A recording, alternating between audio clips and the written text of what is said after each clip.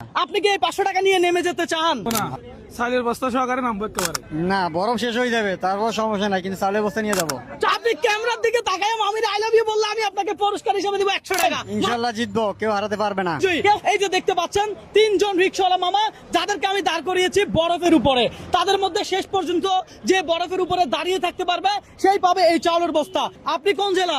দিনাজপুর জেলা। দিনাজপুর জেলা। আপনি কোন জেলা? পিরিজপুর। আরে পিরোজপুর জেলা। আপনি কোন জেলা? চট্টগ্রাম জেলা। চট্টগ্রাম জেলা।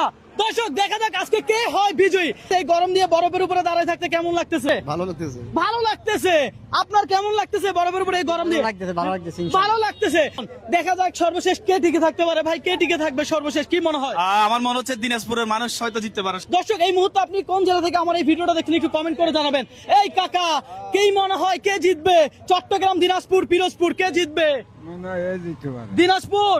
দেখা যাক কাকা কে জিতবে কি মনে হয়? দিনাজপুর। দিনাজপুর। আন্টি কে জিতবে কি মনে হয়? দিনাজপুর। আরে সবাই দেখি দিনাজপুরের সাপোর্টার। দর্শক আপনি অগ্রিম কমেন্ট করেন যে আসলে কে জিতবে, কমেন্ট করেন অগ্রিম, দেখি আপনাদের অনুমান সঠিক হয় কিনা। কি মনে হয় আপনি কি জিতবেন? ইনশাল্লাহ জিতবো, কেউ হারাতে পারবে না। কেউ হারাইতে পারবে না। আরে বলে কি পিরোজপুর। এই মামা আপনি কি জিতবেন? আল্লাহ ভরসা। আল্লাহ ভরসা। এই মামা আপনি কি জিতবেন? চেষ্টা করে দেখি। চেষ্টা করে দেখেন। দর্শক দেখা যাক কে জিতে। আজকের বরফ চ্যালেঞ্জটা কেমন লাগছে আপনার কাছে অবশ্যই কমেন্ট করে জানাবেন। পাশাপাশি আপনাদের কাছে আমার একটা রিকোয়েস্ট, আপনারা কেউ চাপ নেবেন না, কেউ প্রেশার নেবেন না। যদি মনে হয় এখন নেমে যাওয়া উচিত তাহলে নেমে যাবেন। কথা কি বুঝাইতে পারছি? হ্যাঁ পারছি। ইনশাআল্লাহ।